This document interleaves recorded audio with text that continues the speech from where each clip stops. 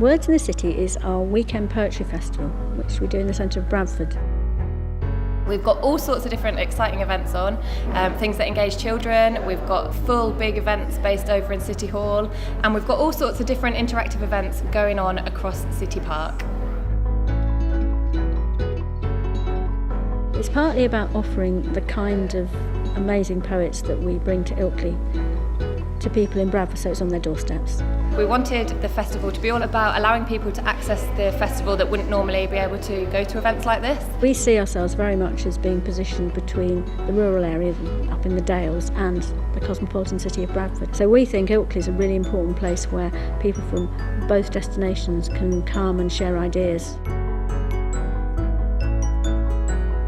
I think poetry is really more important than ever in the city where, life can be quite fragmented. And poetry's been part of that kind of storytelling art that's brought people together. It's in the bookshop, it's about words, it's about ideas and that kind of thing. Part of what Waterstones really wants to do is be a cultural hub for the community that its shops are in.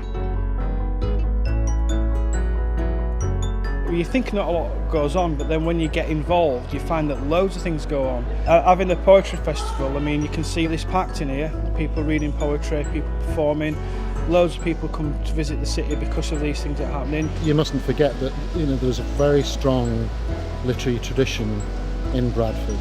And the danger in Yorkshire is that people start talking about Priestley and Bennett and all the old white guys, all of whom have left. But actually there's always been a really strong literary culture in the cities. And they've still got the beehive poets here. So that was a very important discovery.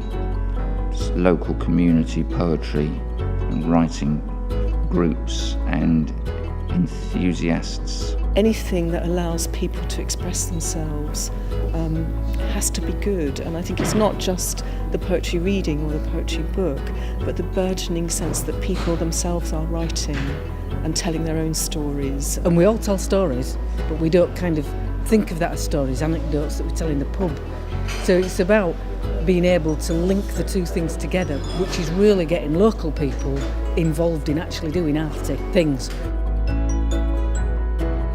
I think it keeps the streets alive, basically. I spent a lot of my earlier years just walking around until you find something that's interesting, and if that was never there, we'd all be much less rich people because of it. It's about bringing poetry into the city centre, which I've seen, and anyone could identify with it. And that's what you want. You want to be able to tell a random person, or leaflet it, and someone to come to the events that went on. So I think having that thing where you walk through the streets and all of a sudden there's something different and it's cultural and it's interesting, it boosts you a lot. It makes you realise that there's stuff that's going on outside your little world that you might have never seen before. So having that public presence of it and having these physical structures and stuff is really important, I think. I'm a Bradfordian, and so these things are very close to my heart. I've been brought up here, and it's nice to see him here smack in the middle of Bradford.